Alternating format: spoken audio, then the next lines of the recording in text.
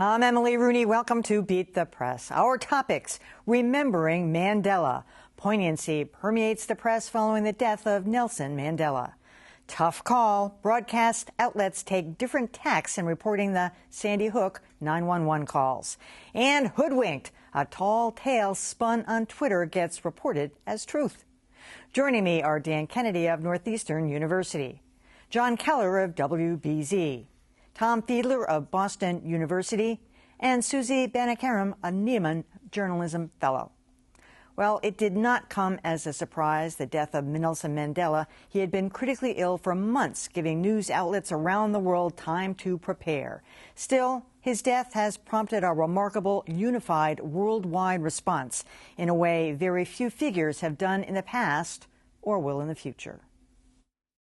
Today, Nelson Mandela is the face of the world. From Austria to Ireland, from Denmark to Detroit, the trademark smile gracing the covers of today's papers. The New York Times describing him as an international emblem of dignity and forbearance. Good evening. He changed the world. He was the hope and the light of the world. Nelson Mandela, a man who changed the world. He made that transformation with a deft touch and a charismatic smile, cultivating the press with his easy manner. He could not have been more charming. He smiled. He took me on a tour. He spent 27 years in jail, convicted of trying to overthrow South Africa's white separatist government. But if there was bitterness, the world would not see it. Only privately did he ever acknowledge his feelings. I asked him once, I said, "Now, Mandela, you're a great man, but you're a wily politician. It was good politics to put your jailers in your inauguration and put the heads of the parties that imprisoned you in your government. But tell me the truth, when you were walking to freedom the last time, didn't you hate them?" He said yes.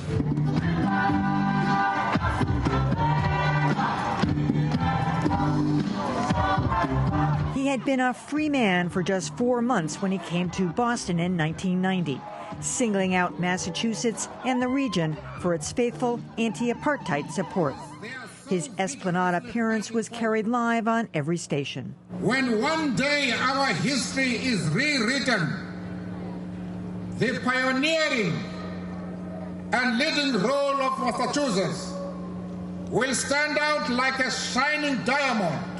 If newspapers are the first draft of history, then Nelson Mandela's place in history is certainly secure. Something that the news media tries to do very deliberately is kind of immediately assess somebody's legacy in the world. I mean, and not too many people I can think of who would have risen to this level that virtually every prominent newspaper across the world had him on the cover. I mean, maybe Mahatma Gandhi, Winston Churchill. I don't even think Martin Luther King would have risen to this level. But this notion that he changed the world, I don't know, it's funny that so many people used the same phrase over and over, and a lot of those newspapers did too. I'm not sure I would have come up with that, but that seemed to be the unifying theme. It was really a really striking moment, and it's very difficult to think of anybody who is alive today who would receive this kind of acclaim at the end of his or her life. One of the things that really struck me is that this was one of those shared media moments, but it was a different kind of shared media moment. And I ended up watching very little of the news coverage. Instead, there was so much amazing video that was posted around the internet. The New York Times' video story on it was just tremendous. His speech to the ANC after he got out of prison, the WGBH report on his appearance in Roxbury, just remarkable video that became available instantly. And frankly, it was a lot more compelling than watching a live feed of waiting for something to happen. And I think it really tended to bring home his greatness and what a remarkable life that he led. You know, I think rarely do you see the kind of outpouring that cuts across, as you mentioned, all media here.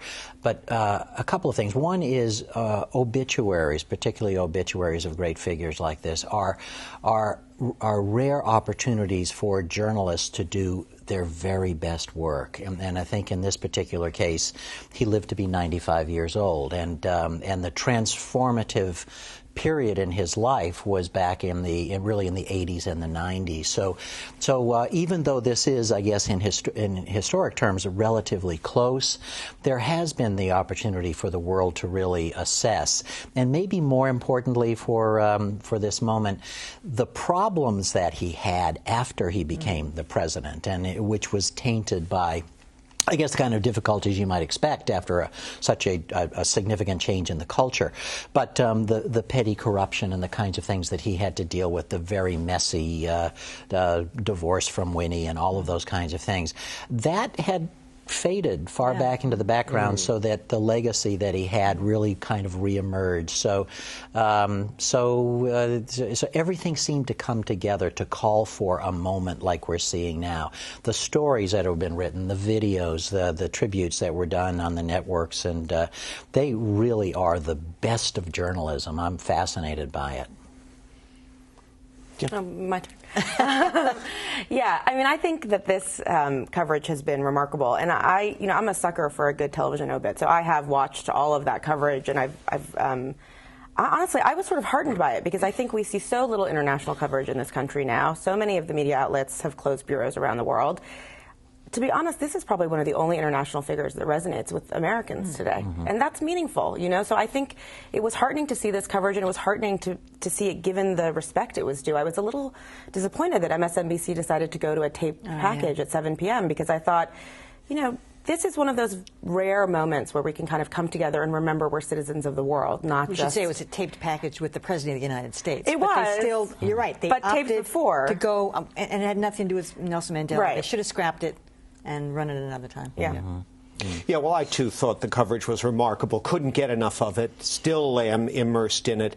One of my favorite moments, Bill Clinton did a round of interviews, and including one with CBS, in which he said that when he'd be on the phone with Mandela, Mandela would call the White House and say, "Put Chelsea on," and then he'd say to her, "Are you doing your homework?" I just love that. You know, which really speaks to the greatness of the man. My hope is, Susie makes a great point about our general lack of interest in international affairs. Maybe this is wishful thinking, but it'd be nice if one outcome of this coverage of his passing would be a little more attention on what's going on in South Africa, which sadly is quite far from the vision that Mandela had espoused for his country. A lot of corruption and infighting, and it speaks to broader global issues of failure of leadership, and I think would just serve to enhance our sense of what an extraordinary and unusually gifted leader Mandela really was.